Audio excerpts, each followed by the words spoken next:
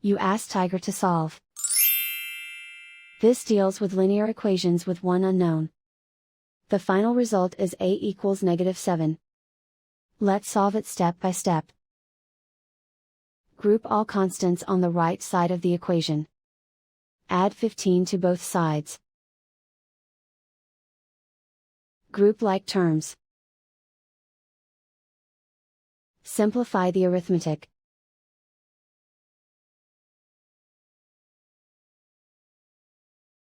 Isolate the a. Divide both sides by -7. Cancel out the negatives. Simplify the fraction. Move the negative sign from the denominator to the numerator. Find the greatest common factor of the numerator and denominator. Factor out and cancel the greatest common factor. And so the final result is a equals -7.